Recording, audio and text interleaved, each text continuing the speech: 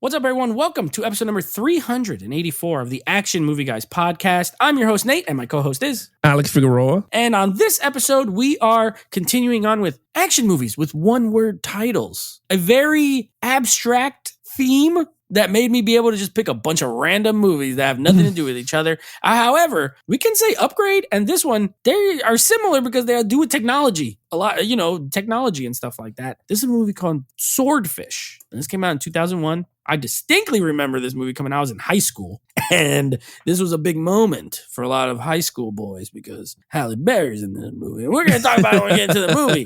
But let me tell you something. When I was 14 years old, this movie was instrumental in my growth as a man. Well, I'm not just kidding, but maybe. I don't know. We're going to talk about it now. So, Alex, before this, how familiar are you with it? This is one of those movies that's like, it was on DVD and then I feel like it was like fairly early Blu-ray. Like it came out pretty early into the format. It's one of those movies that I think everyone had. Like anyone who collected movies, they had Swordfish. It was one of those titles. So how familiar are you with it? Did you see it then? Did you see it recent? What's up? I didn't see it in the theater. I remember picking it up on Blu-ray. I remember when I was brought my first Blu-ray, it was Rocky Balboa was the first movie I had for my Blu-ray like craze. Yeah. Then Swordfish, because that is my wife's favorite movie. So I had that one. And it's funny because she keeps going, is it coming out with a 4K? I was like, I don't think that was that big of a hit for a 4K. But you know what? Lately, I don't know. 4Ks have been... Hey, listen, Doom got a 4K. So that's true. Anything's possible. Anything's possible. But I will say this, though. Pretty interesting rewatching this movie. I'll say that. $102 million budget, $147 million box office. So not a hit.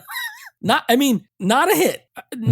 hit in the, like, not a blockbuster. But I think this did well on video. Yeah. Because everyone had it. Everyone had this DVD. Because remember, it came in the little snap case. And mad people have it on Blu-ray. So, and I didn't know we were doing an Angelina classic here. So hopefully your wife doesn't hate us after we review this. I don't know. I mean, maybe we're going to like it. I don't know. But I'm just saying, hopefully we do her justice because this is one of her favorite movies. Now I'm scared to talk about. Well, is this one and Gone with the Wind? What a top two to have. Gone with the Wind and Swordfish. Wow. I mean, she has some like weird stuff, but yeah, this one is top up there. So shout out to Angelina for diversity. The minute I said we're doing taste. Swordfish, she was like, we're watching it tonight. I was like, oh my God. Pop it in. Yeah. So I was like, oh Lord. All right. Well, we're going to talk about it here. 2001 film. Before we get into it, let me give you some Rotten Tomato scores. And Alex, they're not great. I'll say that. They're not great. The critic score is a 26%. So critically, not beloved. Audience is higher, 59%. So nearly a 60, almost fresh. I understand that more than, 26 is very low. I don't know if I agree with it or quite, maybe I get it. I don't know. What do you think of these numbers? Honestly, it's shocking in a sense that I thought the critics would like it a little bit, like in the 30s. 26. Yeah, I don't think 20, I mean, again, we're going to do our review on it, but I just think 26 is way off for me. I mean, I don't know what they were looking for in 2001, That's true. And by the way, before we get into the review here, I did text you when I was watching this. I said, this is the most 2001 movie I think I've ever seen in my entire life. Everything about this movie says I was made in 2001. Everything about it, from some CGI to the clothing to the soundtrack. I'm like, oh my gosh, this is taking me back to 2001. So it was a good ride. It was a fun ride. We're going to talk about it now. Alex, you get to go first. Of course, we are talking about our lead character. Now, he is named the worst last name, Stanley Jobson, played by one Hugh Wolverine Jackman. This was pre X2. So this was like, he did X-Men 1 and then this. So take it away. What did you think? I like the character. He's flawed. He's a hacker, right? He did his time in prison, and his flaw is that they took his daughter away. And now the daughter's living with a junkie mom who's a porn star who's banging with a porn director. So like, that is so 2000. Like, I mean, there's no way around it. But I mean, he has his flaws. His wife, his daughter. So can't get near her, or the junkie mom will go crazy and he gets arrested again. So he has to do a job now for John Travolta. honestly, I like the character. Very loyal, but still really bad in terms of the dude could hack into anything and sometimes a little actiony. Not like over the top action type character, but he gets his hand dirty when he needs to. I give him a 4. I thought he was a great character. I don't think he was like all crazy, but yeah, I give him. Well, no, I give him a 3. Ooh, I think he's a good character. Yeah, 4 is the way to. I'm thinking about it now. He's just a hacker at the end of the day, so he's a 3. Yeah, I agree with a lot of what you said. He is a hacker who lives in a trailer in Texas. He can't see his daughter who lives in LA in Beverly Hills or whatever with her mom who's a drunk and a stepdad who's a porn king. He's the director porn king of LA or whatever. Some of his stuff's a little vague. Like, what did he do? What did he really do? What, like, you hacked and you were on the NSA's list of bad hackers. There's a lot of what I like to call techno babble in this movie. There's a lot of like computer talk and gigabits and hacking into passwords. And, that's what makes it so 2001. I do like the thing with his daughter. I think those scenes he's really good in. Like when he goes to get her from school. Yeah. And Hugh Jackman's performance is not a problem in this movie at all. I think he's fine. For an action, this is like an action movie. Everything about it is the way it's shot, the way it's acted, the way the story is. And I think his performance is good. I tend to agree with you. Pretty one note though. Yeah. Guy wants his daughter back. He's a hacker. Performance is good. He's likable for the most part, even though he used to do bad stuff. He's trying to clean up, which I think matters. He doesn't really want to do it, but the thought of being able to get enough money to go legally get his daughter, I liked it. I gave him a 3 as well. I think he was fine. All right, our main villain, and there's a little twisty twist in this, but our main villain, John Travolta as Gabriel Shear, and also kind of ultimately Halle Berry ends up being Ginger Knowles. She's not good. She's shifty. So what did you think of the villain element? Oh, I gave it a 5. Ooh. And you know what? Like we could put all the jokes aside or whatever, but does he do villain stuff? Yes, he does. John Travolta kills bad people. But the thing is, he's an anti-hero. If you really look at it, very anti-hero. It's a weird spin. But in reality, he's a villain, but he's still doing good for the United States. Like, it's a weird thing, right? I mean, think about it. He steals all these billions. That's his MO. That's his MO. But he does it. He does it because at the end of the movie, he blows up the guy who did. He blew up the embassy guy on the boat or whatever. Yeah, because he was part of that thing, and he said, "If you blow up one, I'll blow up 10." Remember that whole speech he was telling him? And I was like, I kind of understand what he means. And I was like, okay. I was like, cool. But in reality, he was he does everything a villain you want in a villain, right? He uses something on the hero, which he takes his daughter because he was like, I don't trust you right now. But he goes, if everything plays out well, you have your daughter back. He was like, check the account. Remember that? He said, money through it. And I always love that when he points. Is it through? Yeah. Yep. Okay, good. You could go. And he goes, Stanley. I don't know. I think he was cool. He looked dope in the suit. He had long hair. The long hair was it didn't work for me. But I understand why they gave him the long hair, because then he cuts it short at the end because he's a new identity. So I said, okay, cool. But he looked, come on. We all remember when this movie came out, they were like, John Travolta's back as a villain. Remember the trailer? When they showed him on top of the car, he's shooting, and they were like, John Travolta gives the performance of a lifetime. This was like a precursor to a movie we're going to be doing later where he played the bad guy in The Taking of Pelham 1, 2, 3. Okay. Because remember, he was always a good guy. So then he was in this, and then he's bad in that too. And he has a little goatee, and we're going to do it later. But this is the first time, I believe this has to be one of the first time he's a bad guy. Like, he's always a good guy. Remember, he was good and bad. Yes. He wasn't a pure villain. He was bad from the get-go. For most of it because he was fake Nicolas Cage. Yeah, he was fake Nicolas Cage. But this one, he was like a true villain. And I was just like, I kind of like John Travolta bad. And I was like, he's pretty good. So honestly, I thought he worked. Now, Halle Berry is a gorgeous woman. But there was no need for the boob scene. Like, at all.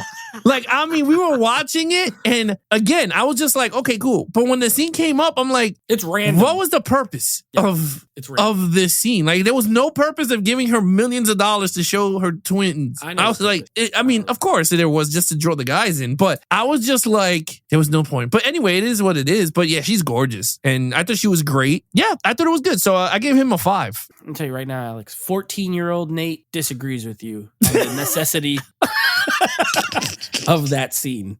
very necessary, very important, crucial to the storyline. Crucial. Let me start with Halle Berry. I'm gonna go opposite of you. I'll start with Halle since you ended with her. It looks incredible in this movie. In every movie, she one of the most beautiful actresses that ever was, in my opinion. And I've seen I love old Hollywood. I love modern. One of the most beautiful. No question about it. Nudity, you're right. This was like the dude's coming to borrow the car and she's reading a book topless. And it's like, okay, sure, not necessary. But you know what? It's notable because that's one of the reasons this movie was even like getting talked about a lot. I remember they did a joke about it at the MTV Movie Awards because I used to watch that when I was a kid. Like it was a thing. And in a way, if you can get any kind of buzz you can get for your movie, it's like, this is the movie where Halle Berry shows her boobs. For young men in that time frame, it was like a moment. So yeah, I agree with you. Looking back, it's like, this wasn't that important, but it was cool at the time. So, and as far as her role, I have a problem with it in that I wish you don't know. I kind of like the whole, like, you don't know who she is because she's with Travolta. They're bad. Then later she's wearing a wire. And she's like, I work for the DEA or whatever it is. I think it's DEA. Then she gets put into compromising. She's like getting hung. He lets her down. And then he shoots her anyway. He shoots her point blank, like right in the chest. And is like, she was DEA. Let's get out of here. And then at the end, she's alive and they're still together. So I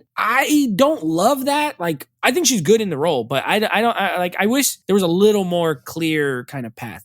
Travolta has a very clear path. There's no like fake. There's no like, what is he? You know what he's about. This dude is he's basically a terrorist in a way who hates terrorists who hate America. So he's think of it like Dexter. You know how Dexter's a serial killer who kills serial killers? This guy's a terrorist who kills terrorists, right? And he does the speech on the bus with Stanley at the end where he's like, would you kill an innocent child if it meant you could save 1 billion people? And Hugh Jackman's like, no. He's like, well, I'm disappointed in you because he said, I'll kill 100. I will kill 100 if it meant saving 1 million. So, and that's why he's a villain, because at the end of the day, while the end goal of killing terrorists is fine, the way he's willing to go about it is what makes him a bad guy. I gave it a 4. I think he's good. I think she's good. I wish there was a little more clarity again there. But, and then you have like the politician who's like funding it, and then he goes and shoots him. And I'm like, what? Well, we'll get more into storyline. But it was good though. It was good. I gave him a 4. So 4 for me, 5 for you. Okay, action scenes. What? I'm interested to see what you think of these. So the action scene is very 2000. Like very 2000. Like I was just like, okay, hi. You got explosions everywhere, gunfiring for no reason. And I was like, well, I honestly enjoyed it. I actually really enjoyed it. And did it hold up? No, I'm not saying it's like the greatest action movie ever, but I thought it did its purpose for this movie. The beginning alone, with the camera spinning through the explosion of beads and balls or whatever. First of all, it looked horrible because it was CGI from that 2001. Okay, it looked horrible, but I understand what they were going for, and I was cool like, "Yo, at the time, yeah." And I thought it was still cool, but it looked like shit. Now I was like, "Oh, this CGI is god awful," but I was like, "Yo, this still." I like the execution. I thought it was really cool, and I was just like, "Wow!" And then it just got too fast, and I was like, "Oh my god!" I was starting to get dizzy, and it just started to go like really quick, and I was like, "Oh." But I thought that was cool. The car chase scene was dope. The one where he tells him to, he's standing on top. My only gripe, and I told my wife, I said, this is bullshit. And she was like, what? I was like, Hugh Jackman's in on the passenger side of the damn thing, and he does a 180. He has to pull the brakes while doing the spinning. We all know how the 180 works. And I'm like, how does he do that with John Travolta in the driver's side? I said, there's no way. I was like, there's no way. And she was just like, she said, but why do you look at that stuff? I was like, I'm sorry. She told you, shut up. Yes, she did. She told me to shut up and don't ruin it for her. Because I was just like, it was a dope scene. I'm not going to lie. It was really cool. And I thought that was like a cool thing. The ending I thought was cool. The far-fetch of the boat flying. The bus in the air, then crashing through buildings and all that crap and lands on the roof. To me, it was a little far-fetched. I'm going to give it a 4. I thought it was great action. I don't think it's perfect, but the execution was on point, though. For this type of movie, I thought the execution was ding. And I'll say this, Neat. I'll end with this. I don't know what was the hype, the 15-minute going down a hill, then into a slip and slide, and then ends up... That is one of the worst scenes I think I've seen in the movie. He jumps, he tries to evade Don Cheeto, jumps over the fence, starts to roll, and I'm going, damn. Then they kept rolling. And I'm like, what the fuck? Then they kept rolling. And I'm like, this is 2 minutes. And they continue going. And then all of a sudden he's like, Then you see the bags and they're like, whoa. And I was like, what is this Temple of Doom? How big is this hill, by the way, too? That's exactly there's a beach down there. How big is it? It's like a mountain. They fell off a mountain. It was. They went down, they did a slip and slide, and then they still got up and started running. I said, this is They didn't break a bone, they didn't twist an ankle, nothing. I'm like, I've jumped off of like a step and twisted my ankle. These guys jumped off a mountain and they're fine. I stepped on a freaking uneven grass and killed myself. I freaking rolled my ankle on uneven grass, and these dudes went down like a 100-foot mountain and got up and ran. But anyway, I gave it a 4. I thought it was. You know what else is bad about that scene? That after all that dude who he knocked out pulls up in the car like right when they get to the bottom. How the heck was he able to drive all the way to? I don't know. Yeah, the more you think about it, the stupider it is. Okay, I'm right there with you. I gave it a 4. There's a lot, which is why I got a 4. It's very 2000s. I'm okay with it. I grew up with these movies. You know, I do watch them with a different lens. If I was younger, let's say I had never seen this. I was in my 20s. I've never seen Swordfish. I put it on. I might be like, ugh. But I saw this movie when it came out. I do like 2000s movies. Not 90s my jam, but I'm into the early 2000s as well. It mostly works. I agree with you that the ball bearing scene with the C4 explosion, great concept. Executed to the best that they could in 2001, but now in hindsight, it's like, this doesn't look great. I remember this being cool. Like when I was a kid, I was like, whoa, this camera's like spinning around. There's little balls flying everywhere. And then it rolls up, the little bloody one rolls up and you can see Hugh Jackman's reflection. I was like blown away. And then I see it now and I'm like, I'm not blown away. This is not as impressive as I thought it was. Yeah. But it was, you gotta remember the time. It was cool. Car chase scene, great. Travolta machine gun, great. His absolutely unloads ungodly amounts of bullets in that scene. Awesome. The bus scene at the end, it's okay. Like with the helicopter picking up the bus. I'm like, and then Hugh Jackman shoots a rocket launcher into it. It blows up. Somehow John Travolta at some point jumped out of it before and ran down the stairs. You remember when Hugh Jackman's doing the flashback and you just see someone running down the stairs, but only a little bit? It's like, dude, that was right next to you. How did he get? I don't know. We'll get to it in the story. I gave it a 4. I gave the action a 4. I think it's good. 2000s, high octane, action. It was good. Okay, let's get to the storyline. What did you think of the storyline? I gave it a 3. I thought it was good. I don't think it holds up. Like, I'm going to be really honest. I enjoyed it because I enjoyed it. Yeah. But in reality, it does not hold up at all. I'm going to be honest. It doesn't hold up. But I enjoyed it because it's a fun watch. Like, I'm going to be honest with you. From here on in, I'm going to give it some weird scores. But like I said, I enjoyed watching it and I thought it was fun. And to me, it still holds up. I'll be honest. It still holds up. But this is a 3. I like the storyline between him and his daughter. I like the hacker getting caught in the beginning and now opens the door for Hugh Jackman. You know what I mean? Kind of far-fetched and all this, but it is what it is. Then you got Don Cheeto's character, which is the cop. Okay, Don Cheeto's a great actor. Wrong role for him in this role. I think it would have been another better cop. I don't know. For me, it could have been someone better. And I'm not taking nothing away from him. I think he did the best that he could. I just felt like I didn't connect with that character much because I don't see him much as a cop. Like Samuel Jackson, I would have been like, oh yeah, that would work, right? Because he's that type of that type of actor. Like he could really push off like, don't do this, don't do that. With Don Cheeto, I'm like, I see you more of a comedian bank robber, like in like the Ocean movies, like that I believe. But as a cop, I'm like, there's some people that just don't work, and I don't. To me, doesn't work as it. It would have been dope with Samuel Jackson. And I'm thinking about it. That would have been a dope kind of like this motherfucker. Yeah, he could have dropped some. His movies rated R. Definitely could have went for it. Especially in the beginning when he tells him not to release the hostages. When he was like, push that. You know what I mean? Like that would have been a funny. Especially because him and Travolta were in Pulp Fiction. Now they could have been on the opposite sides. That would have been pretty cool. Pretty good. That would have been a pretty cool. I mean, because you had Hugh Jackman and Storm, Halle Berry, and then you have you could have double reunion. But anyway, I mean, with that said, yeah, it's a 3. The hacking stuff, Very dated. I mean, it's very dated. Nothing, but the thing is like that technology don't need, I mean, we don't know it. I bet there's more new shit now, but the whole jumbo jimbo with the whole making a worm and then the worm was hidden behind Toys R Us website and all this for so years. I don't know. I was just like, whatever. And this dude is drinking wine and drinking Black Label to figure out this worm thing. And he's literally slapping the keys. He's just slapping and I'm like, keyboards the whole time. He's not even. He looked like Bruce Almighty in the scene that he's doing the. Yeah, he's typing that fast the emails. Yeah, he was like, so yeah. So to me, I guess that's why I gave it a 3. The technology part, but I thought overall story of John Travolta giving him the $10 million to make the worm, like all that stuff, kind of. I liked it more than Assassins. I'll tell you that. I thought it fit more, and I thought you would be yelling more, but no, I take it back. I think you're normal today.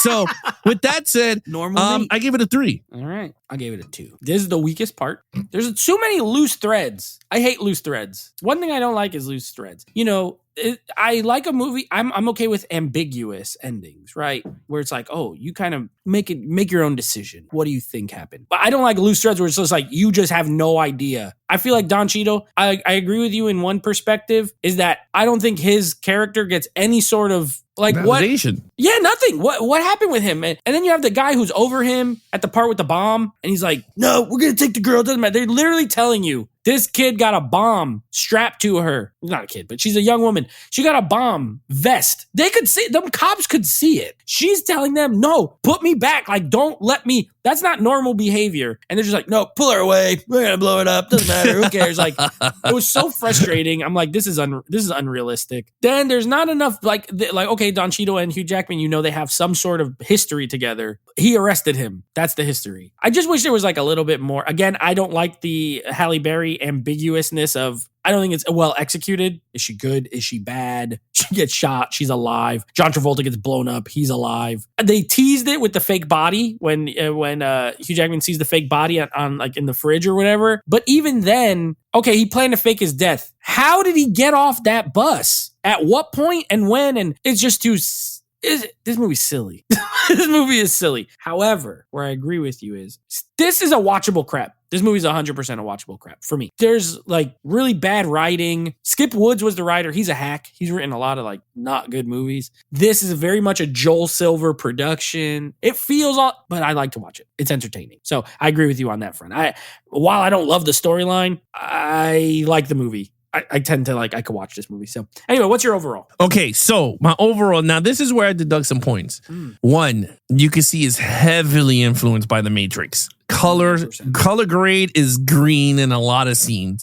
John Travolta's minions all have sunglasses and nice suits. I mean, the whole thing with the hacking and everything is just so Matrix, because Matrix Reloaded, I think, came out around that time, right? 2001? No, it came out 2003. I think. And Joel Silver was a producer on Matrix. So the first one came out already, in which we already said that the Matrix changed the game in terms of look and feel and, you know, technology. Remember Ballistic X versus Sever, the other Matrix. Oh yeah, I mean that changed a lot of action movies being filmed too. I mean, that's a great movie. But in terms of this movie, it has a lot of heavy influence, but I felt like very 2000, right? Because if you really look at movies from 2000, the color grading were all the same with the greens, right? You had this movie, then you had Bad Boys 2, had the same color saturation and all this crap popping all over the place, and ugh.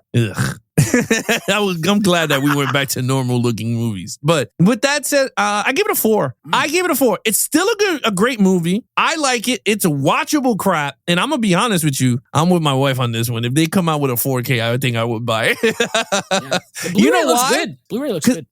The Blu-ray does look good, but I think the 4K will fix the CGI in the beginning. Because I think it has more data to make it look polished and clean. Where in the Blu-ray, it just... Or it looks worse. Or it might look worse. But you know what? It can't get worse than the Blu-ray. The Blu-ray was so foggy. I was like, what is this? Like, it was just... But it sounded dope, though. I mean, I ain't gonna lie. It looked cool. I was like, I don't remember this beginning. And it was cool. Yeah. And then that monologue that sounded like Quentin Tarantino wrote it about Al Pacino and Scarface. That was Skip Woods trying to be Quentin Tarantino, talking about Dog Day Afternoon. It's a movie about Al Pacino get his sex change boyfriend. The bad guys win. He's like, no, the bad guy can't win. He's like, that's where we're different. I'm like, oh, okay, I I like it a little bit, and then by the end of it, I'm like, it was too long. it's kind of corny. Yeah. Yeah, like I got to the point, like, okay, what the hell? I was like, dude, I liked it until up. he got to the final point, and then I was like, that's your point? That would have been funny if they said that. Yeah. That one of the characters. But I give it a 4. For a little bit. Okay, 4. All right. I agree with a lot of what you said. This is heavily influenced, for better or worse, by The Matrix, which was The Matrix. It can't be understated how big of an impact that movie made because of all the movies in the next 2 or 3 years after it that were like trying to capture that same thing. The hacking in this, horrible. Just literally, no one has a mouse. You don't hear a single mouse click ever. Everything is just slapping keys.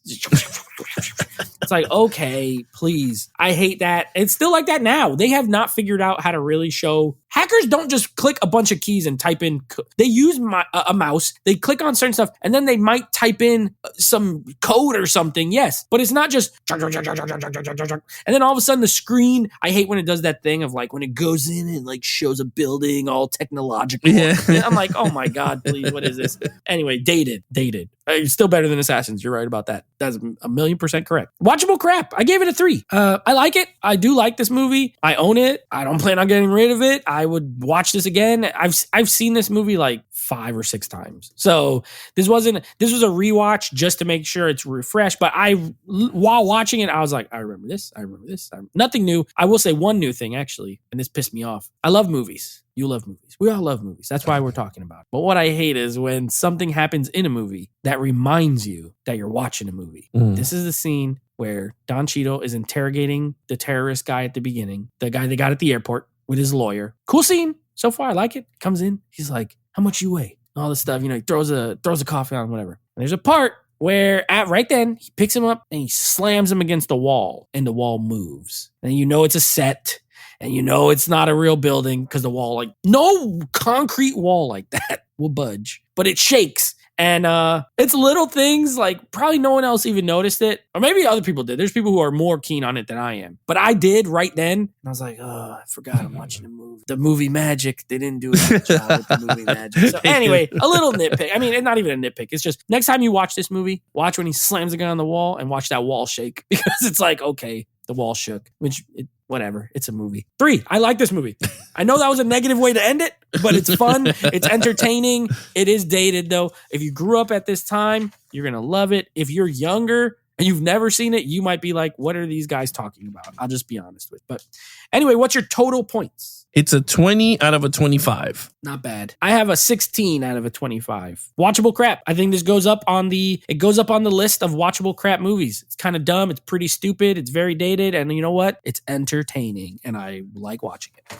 All right. Next up on the podcast, we got a movie that I am all of a sudden dying to watch, which is Once Upon a Time in China 2. Can't wait to see it. I would watch it right now, but I don't want to forget anything, so I'll wait. And then our next in the movies with one-word titles, a little movie called Jumper. Have you ever seen Jumper? Nope. Jumper, directed by Doug Liman, who has done movies we liked here. He's the director of Mr. and Mrs. Smith. He's the director of The Bourne Identity. He's director of Edge of Tomorrow. But he also directed the recently released remake of Roadhouse. So, I don't know. That wasn't so good. Doug Liman, he's director. This stars Anakin Skywalker himself, Hayden Christensen, and your boy, who you just talked about, Samuel L. Jackson is in this movie. So, there you go. We get a little Sam Jackson. We get a little Anakin Skywalker. Mace versus Anakin. The rematch in Jumper.